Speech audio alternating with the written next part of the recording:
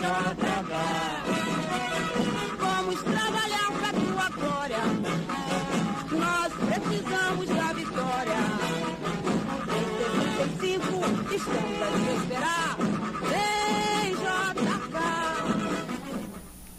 Muito bem, nós conferimos aí, não é, na volta do nosso bloco, o jingle, que foi cantado aqui também, né, pelo Gabriel. Na verdade, você cantou foi o outro, né? Eu cantei o de 55. 55. Esse é daquele material que você tem escondido na sua casa. Escondido não, tá. Que é o material da campanha de 65, que não deu tempo, né? Não deu tempo, né? Por causa do tem golpe. uma que eu não tenho coragem de usar, uma meia. Que não. tem JK 65. Você tem uma meia? Eu sou memorável de JK. Gente. Tem caixinha de fósforo, JK. Todo material publicitário. Eu estou em busca de um busto do JK. Eu ainda não achei para comprar. Se vocês souberem, por favor, se alguém tiver qualquer coisa de JK aí, pode me passar que eu gosto muito. Vamos voltar na questão do exílio. Vamos lá.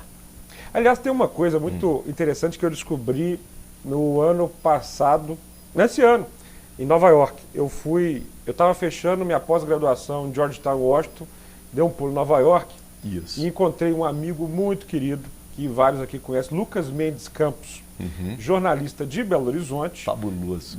Âncora e famoso apresentador do Manhattan Connection, que me contou uma que eu não sabia. Durante o período em que o JK, no exílio, fez uma rota pelos Estados Unidos, financiado pelo Bloc da Manchete, sabe quem foi o motorista do JK? Não faço ideia. O Lucas Mendes. Não acredito. Eu já falei que ele precisa. A gente estava jantando em Nova York e ele me contando como o JK era. E o Lucas tem um jeito muito reverente. Ele era um pouco chato. Ele era um pouco assim. Esse tom dele de discursar e de falar. Era do dia a dia, né? Muito formal. Isso. Não nasci para guardar ródios. Era ele. Parece meio fake, né? E era ele. Era sempre muito formal, não assim. sei o que e tal. E o Lucas conta ótimas histórias dele, ficando em hotéis, que as palestras dele eram justamente sobre o plano de metas e tudo mais. E ele tinha uma sensação que havia no JK aquele desejo de voltar. Isso, né? Há uma parte muito triste antes do próprio exílio, que é ele vendo Brasília de longe. Ele proibido de pisar na cidade que ele construiu. Né? Ele proibido de disputar uma eleição no país onde ele quis solidificar a democracia. E esses anos de exílio dele escrevendo, né, as cartas, para quem é, como eu sou, como você é, alguém que ama o Brasil, que pode ser, aliás, para os atenienses, né, a maior condenação era o ostracismo. Isso. Você ser expulso da cidade onde você é cidadão. Uma das maiores crueldades que os golpistas de 64 e os ditadores fizeram foram tirar desse país gente que amava demais esse país.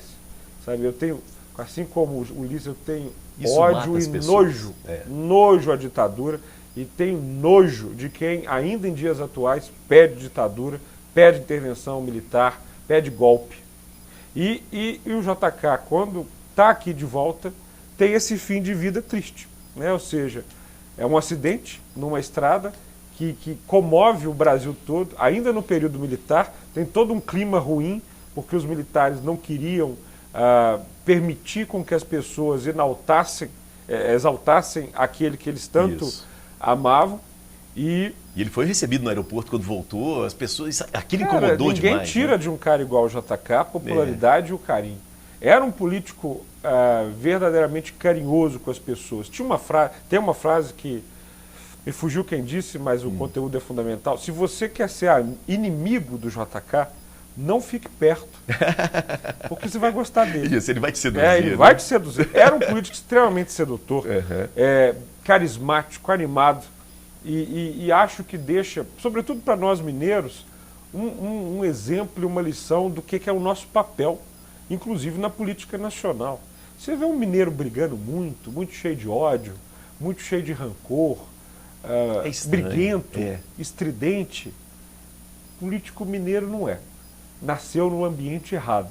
Só está usando isso daqui de passagem. Porque isso não é o nosso papel na política brasileira. Não é à toa que, mais uma vez, quem vence em Minas, vence no Brasil. Bem lembrado. E tem sido assim. Porque nós somos a essência da brasilidade, de um Brasil que se conecta. Somos diferentes, né? Os mineiros têm sotaques diferentes. Você imagine que em 2022, nós estamos aqui falando de 120 anos de um cara que deixou impactos em Belo Horizonte, em Minas, no Brasil. Ele não perdeu tempo brigando, não. É. Você vê, qual que é a grande briga do JK? Mas quais foram as grandes construções? Ele fez paz com todo mundo. É.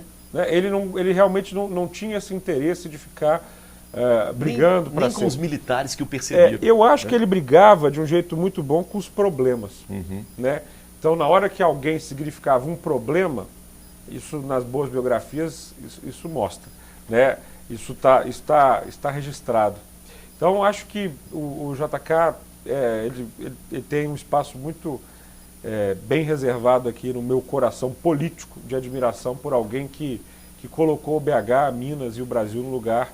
Isso, talvez seja o melhor registro do que um político pode ser. Uma vez eleito, na hora que ele sai do mandato, porque ele tem sempre que sair, somos todos passageiros, ele deixou algo melhor do que ele encontrou. Isso. E eu acho que não há dúvida de que Belo Horizonte, Minas e o Brasil ficaram melhor com o JK. Boa. Deixa eu aproveitar aqui, nós temos mais uma vez depoimento de uma das filhas do JK, falando disso que o Gabriel acabou de comentar conosco, esse amor, né, pelo Brasil. Vamos dar uma conferida, maestro. Essa filosofia, quer dizer, ele foi um médico em todos os sentidos, e ele dizia até muito engraçado com a mudança da capital, e foi na época, pouco antes do Dr. Barnard, que foi quem fez o primeiro transplante de coração, ele dizia, papai já tinha mudado a capital, aí todo mundo, Dr. Barnard fez o primeiro transplante de coração. Eu disse, não, quem fez primeiro fui eu, que eu tirei o coração do Brasil, do Rio de Janeiro, e levei para o interior do Brasil. Eu fiz um transplante de coração. Então, você vê a visão dele de médico. Aqui, a visão dele, ao construir o Complexo da Pampulha, todo mundo achava que ia ser um lugar só de lazer. Tudo bem, no início a ideia era só para ser lazer, porque as pessoas não tinham poder aquisitivo de chegar até aqui, a não ser as pessoas que pudessem se dar o luxo de frequentar um cassino, de ir para o iate. Porém, não era lazer, era a criação de mão de obra e de trabalho, porque depois que você constrói uma capela, um cassino e faz toda uma infraestrutura, como foi feita na Pampulha, você precisa de gente. E o precisar de gente é o quê? Você gera emprego para ocupar, porque senão... Por que existe ainda a Pampulha? Porque o cuidado de tomar conta foi muito grande, porque foi ocupada a loja, não ficou um monumento abandonado. A gente falou muito do político, o administrador, não é? Mas tem um detalhe interessante, esse amor também pela cultura brasileira, pela música. Aí é a pessoa JK, né? É um festeiro, um seresteiro, né? Ele gosta disso, né? Eu acho que ele já era um apaixonado por cultura em Diamantino, que é uma cidade muito, né, cultural. Poxa, tem uma colorida, tem várias né? características muito interessantes. O modernismo brasileiro, ele guarda conexão com o colonial, né? Você vai no Grande Hotel ali em Ouro Preto, isso. Você vê o desenho das janelas. O modernismo não é jogar o Brasil fora, é repaginar o Brasil. Isso. Né?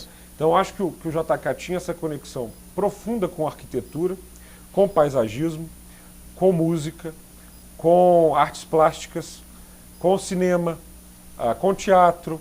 E não é à toa que era um presidente muito querido pelos artistas, pelos arquitetos, escultores. Isso. E o que eu acho também muito importante é que a política pode ser bela. Você está insistindo nisso, a felicidade e a beleza. Felicidade, beleza. A política não é o espaço dos carrancudos, dos chatos, dos odiadores. Essa aqui é uma obra política. Claro. É uma obra artística e política. Claro. É uma conexão. Aqui, uma conexão. Religião é parte da vida de uma cidade. Sim, da cultura. Nós estamos vendo aqui uma construção que ainda está em fase intermediária na nossa capital, que é a Catedral Cristo Rei, também do Oscar Niemeyer. Então, assim, político que tem birra de cultura, político que não gosta de música, político que não gosta de teatro, de cinema, né? O que está fazendo na política? Vamos lembrar, você professoral aqui, que a política e o teatro são filhas da mesma mãe, Atenas. Isso. Né? É o mesmo palco que criou a política, criou o teatro. E surgem com o mesmo propósito, a vida na cidade.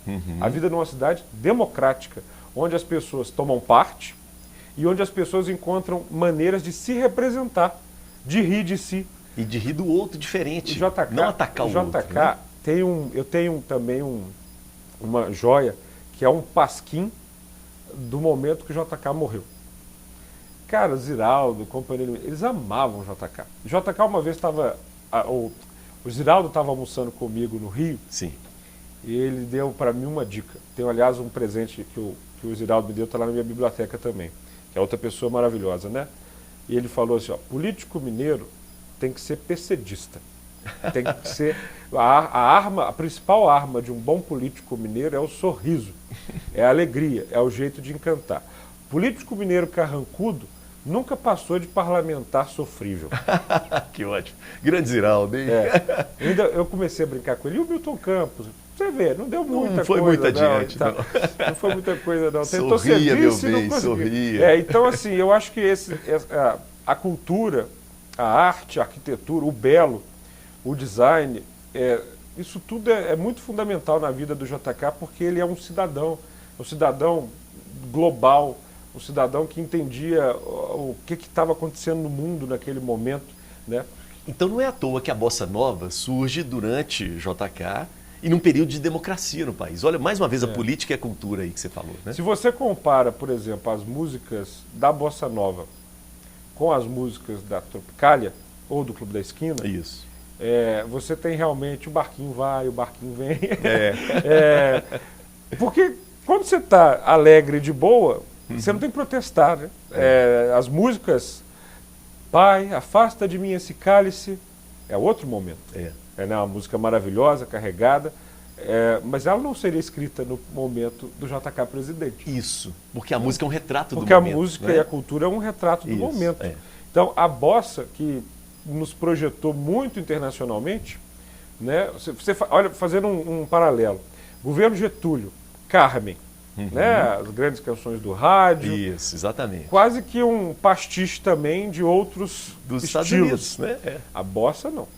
A bossa é o nosso jazz, né? A bossa é o nosso ritmo com violão, com instrumentos muito locais, com um vocal que é todo nosso, com um lirismo que é todo nosso, e que representa profundamente o presidente Bossa Nova, porque são anos dourados. Isso não é um demérito, né? Não. O Brasil viveu anos dourados. Gente comprando equipamento para casa. Isso. A dona de casa. Olha a emancipação feminina, que gastava horas fazendo isso e aquilo, agora fazia tudo muito rápido, porque tinha eletrodoméstico. Conseguia fazer isso, conseguia se emancipar, conseguia ter mais participação. Eu acho isso muito importante para a gente pensar o que a gente quer como nação. Eu acho que para a gente começar a amarrar aqui nós estamos falando de 120 anos de JK e qual é a lição que ele deixa para os nossos dias atuais? Minha pergunta é, nós vamos continuar brigando? Nós vamos continuar vendo famílias se dilacerando porque um acha isso, o outro acha aquilo? Ou nós vamos sentar na mesa e entender que nós precisamos brigar com os problemas? Nós precisamos construir. Nós já temos... Se a ideia é política, e eu sou político porque acho que a nossa principal função é resolver problemas, por que a gente vai ficar criando? Boa. Por que a gente vai ficar criando? Então, acho que esse é um legado do JK. Construir com dinamismo, né, com agitação, com pressa. Gabriel, você é muito ligado à cultura. Sei que Sim. você gosta de música, cantor aqui, né? Quase um show de calouros aqui. Você não ia ser buzinado pelo Chacrinha, não, viu? Você ia passar na primeira etapa, tá bom? Tem um bar de jazz. Né? Exato. Um E aí eu queria um pouco do seu comentário aqui, rapidamente, para a gente encerrar, como a cultura tem muito a ver com o JK. Primeiro, a perda de Rolando Boldrin, o Senhor Brasil. O que isso significa para você? Assim? Olha, eu acho... eu falei muito de mãe de Araguari, pai de Pirapora. Isso, interior, né? Eu me lembro de acordar cedo, no domingo, ligar aquela televisão, eu sou de 86, tá? Mas era uma televisão que fazia trek, seletor no de Sistema canais. Brasileiro de Televisão, e ver aquela beleza de joias do sertão, do sertanejo, da música popular brasileira, que é uma delícia. Perfeito. Que é uma delícia. Então, acho que ele tem... e com português, né? Nossa, com uma beleza, com... né? Bonito o cenário. Um cara né? elegante. Ou seja, elegante, o interior com dignidade, né? E eu vou tentar falar assim, muito artista brasileiro é um quadro, uma tela. Poucos conseguem ser, além de a própria tela, também moldura para vários. E ele foi moldura, palco, oportunidade para muita gente se apresentar. E eu, moleque, que via ele, passei a ver muitas vezes, via ao vivo, via apresentações ao vivo, é uma perda. Bom, vamos aqui a outra questão. A gente falou muito de Bossa Nova. A Bossa Nova cria, né, uma cama para MPB, que é, na verdade, outro ritmo, né, outro estilo muito nosso. E aí nós perdemos Gal Costa, né? Essa Por isso perda. uma força me leva a cantar. Por isso essa força estranha. Gal é assim, é uma voz que é tudo ao mesmo tempo. E que perda, porque, aliás, o Brasil está perdendo coisas insubstituíveis. Exatamente. A gente está repondo pouco. Eu acho que a Gal tem um estilo, uma voz, uma doçura, uma presença de palco, ainda bem. Tem gente que eu fico, meu Deus, eu não vi essa pessoa. Eu não vi essa pessoa em vida. Então, recentemente, em Londres, estou fazendo lá um mestrado na London School sobre cidades. Tive a chance de ver Rolling Stones, Elton John, The Queen, o que sobrou, mas uma projeção do Freddie Mercury fazendo ali um negócio. Ou seja, daqui a um tempo, porque todo mundo se vai, todos vamos, mas eu vi. Você E viu eu vi Gal. Viu a Gal? Vi várias vezes Gal, e acho que vou ter na memória sempre uma cantora que é pura brasilidade. Que em nenhum outro lugar do planeta tem nada igual. Que é nosso, é um produto nacional. E que triste que ela vai, e que bom que a voz fica, que bom que aquela joia da nossa cultura vai ficar aqui para sempre. Gabriel, não tem jeito. Finalzinho mesmo do programa, mas eu preciso te fazer essa pergunta. Falamos tanto de Belo Horizonte, você gosta de Belo Horizonte. Você teria a oportunidade agora de se candidatar a deputado estadual ou, quiçá, federal, mas você continua aqui. Prefeitura de Belo Horizonte, está na mira aí? De quem? De você, como prefeito? Prefeitura de Belo Horizonte, ela não pode estar na mira de uma pessoa. Porque ninguém pode ter o projeto de ser prefeito. Mas eu tenho um projeto de cidade. Eu sempre tive. Como cidadão, eu tive um projeto de cidade. Quando eu moro no centro e quando cai uma árvore na frente do meu quarteirão e eu vou lá e planto outra, eu tenho um projeto de cidade. Quando eu escolho não usar carro e usar bicicleta, eu tenho um projeto de cidade. Quando eu desejo me eleger vereador e defender na Câmara pautas de economia, de sustentabilidade, de educação, de mobilidade, para que as pessoas aqui tenham decência ao andar de ônibus, como acontece em vários lugares, eu tenho um projeto de cidade. Você podia sair candidato a deputado. Foi isso que me motivou a ser vereador em 2016, e todo mundo falava, vai ser vereador 2 anos, porque vai disputar deputado. Jamais abandonaria um mandato de 4 anos para ser. Aí quando chegou 20, agora ele vai. Agora ele vai ficar só 2 anos, vai para deputado. Eu falei, negativo, são 4 anos que essa cidade me deu a honra de ser vereador de uma capital dessa importância. E aí eu também prometi que chega, porque democracia é abrir mão também, é rotatividade. Então 2 mandatos de vereador, tem mais 2 anos pela frente, tem muito a entregar, estou entregando bastante. E 2024, aí a gente fala em 2024. Boa. Gabriel, muito obrigado pela presença, viu? Obrigado a você. Parabéns, tá? Parabéns. Muito obrigado em nome de Belo Horizonte. Tá certo. Tá? Legal demais. E para fechar, a gente vai trazer aqui um VT fantástico, que é Milton Nascimento, né? Outro ícone da nossa cultura. E lembrando que o Gabriel falou, vamos, né, acompanhar, vamos valorizar Milton Nascimento. Vai no show, exatamente. Muito legal. E a relação dele com a Gal também é algo muito forte. Milton Nascimento e o nosso JK. Olha que interessante essa relação e que história é essa, né? Do que o JK falou com o Milton Nascimento. Essa música aqui não, mas você vai ter que ver o VT para a gente fechar o nosso programa e lembrando a nossa homenagem também tanto a Rolando Boldrin, o Senhor Brasil, e a nossa querida Gal Costa, não é? A nossa, digamos assim, translocada, né? Essa pessoa muito importante e muito instigante, né? Da nossa música e da cultura brasileira, tá bom? Beijo para quem é de beijo, abraço para quem é de abraço e eu sou Brei. Em Diamantina, fazendo serenata, que lá é a cidade da serenata, e a gente começava tal hora e não acabava nunca. Então, estávamos às 10h30 da manhã, numa rua, ali sentados num banco, quando eis que parou um carro preto, todo escuro, que me deu um medo danado. E quem sai lá de dentro? O presidente Juscelino